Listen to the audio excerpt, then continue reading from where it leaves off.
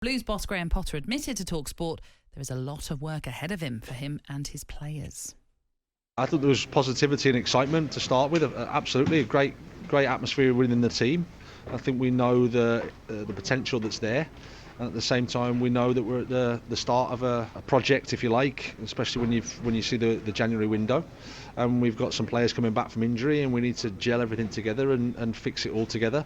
And that's the process we're in. As I said before, it doesn't matter about transfer fees or individuals. It's about a team. It's about trying to produce a team on the pitch that understands each other. And at the moment, that's where the work is. Okay, so there is a lot of work to do, and we sort of touched on it already, Cass, and that, when he came into Chelsea, they already had injury problems. There was, maybe you could argue, a bit of bedding in period for him and his players as well, and some of the new players that had moved to the club in the summer. He's now got to do likewise with a few this January that they brought in that window as well. But you mentioned there about you want to give credit to Steve Cooper, what he's done at Nottingham Forest, and you think he's done a better job than Graham Potter. Why? What's not working for Graham Potter that's worked for Steve Cooper? Well, I'll ask you the question, Nat. What is working? Now, that's a tough question. Yeah. Because, Graham Potter always says similar things when he does an interview, that time, and I hear a lot of people talking about time, and this is what we need to nurture this group, whatever. And I look at it and I think I've got really grave reservations about Graham Potter as the manager. I mean, I look at he's had 22 games.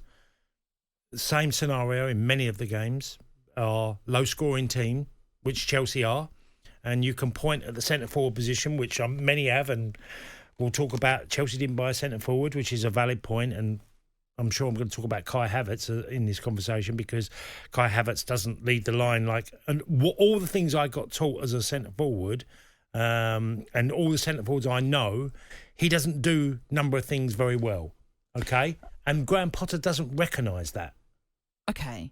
There's two things to really pick up on that. When you say he doesn't lead the line, what are you expecting from Kai Havertz then as what a striker should be doing when you say lead the line? Well, leading the line is basically bringing the team higher up the pitch. So when the ball comes into you, you can keep it a little bit longer and the team can allow to get beyond you. Okay. He doesn't do that. He does little flicks and touches, and some of them come off and some don't. But it's not a centre-forward play. Even when he jumps in the air with his flick-ons, he doesn't really flick it anywhere when he wins a header. He doesn't know how to... And you could argue, well, he's not the biggest. Well, Kai Havertz now is 23. He's 6'1". He could lead the line way better. I just don't think he's a natural centre-forward. Okay. He's also a striker, Nat, and I'm going back because I do sometimes go back to my own career because it's important. I had a conversation with Don Howe one day, and he said to me on the training ground, he said, you are like a golfer that can't putt. And I said, what do you mean by that? He said, well, I see you in scenarios where your finishing is nowhere near as good. And I worked really hard with Don Howe over a period. I wasn't with Don very long at Chelsea, and he worked really hard with me. And I think Kai Havertz needs a real coach behind him to improve what he does as a forward, because at the moment his goal ratio is the same every season. That you look at who's top goal scorer in the Premier League this year for Chelsea, Kai Havertz. What's his ratio? 1 in 4. 1 in 4 for a leading club who should be trying to win things and challenge for the title is not enough. That is nowhere near the level of return that a manager needs.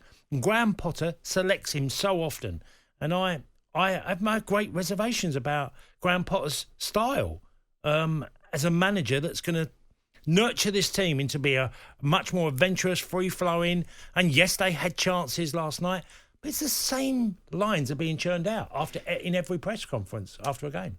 Without wanting to discredit Graham Potter, I am going to say it's the same issue they had at Brighton. Goal scoring was an issue. So there is something maybe that... I don't know. I don't know who his forward coach is at Chelsea, for example. But there clearly is a bit of a problem because he brought a lot of his coaching staff from Brighton, didn't he? So I don't know if it's the same people that are involved in terms of the forward coaching of Chelsea. That is a long-standing issue for Graham Potter. How do you go about changing that when like I say, at Brighton, they weren't scoring goals for fun? They're doing it now under Roberto De Zerbi, but it wasn't the same for Potter at Brighton. And it's kind of come to Chelsea and it's the same. They can't score goals. You look at the table, you look at where they are. They got 22 goals, haven't they? 22 goals, which is 10 fewer than any other side at least in the top 10.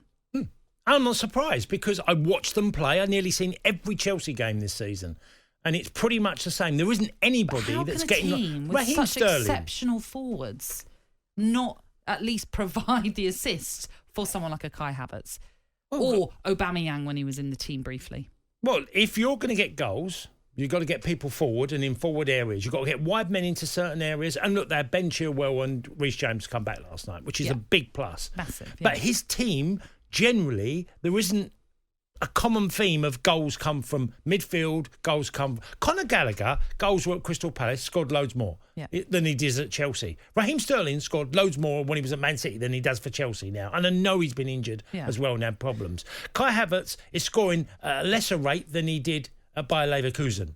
So all these players are scoring less. Okay, there's 3 that have just come off the top of the head. I haven't looked at his numbers, Ziyech. He would probably be another one. Pulisic will probably be another one. If I look, Pulisic could be another one.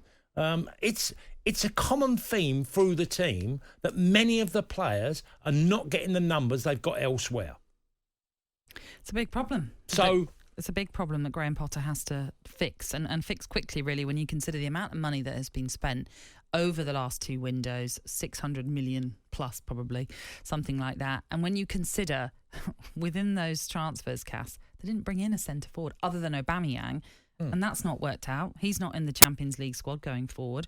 Yes, they got Nkunku to come, but still, there are issues. How they didn't fix that is quite strange, really. Yeah, it is. And well, they've lost João Felix, and obviously that was the centre forward position that he was going to fill. And his ratio has not been great at Atletico Madrid.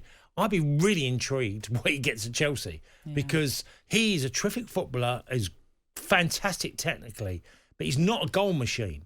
And it'll be interesting to see what Graham Potter... In a minute, he's going to be forced to having to play because Chelsea fans will lose patience if their team are really redundant in front of goal. They're just not a free-scoring team.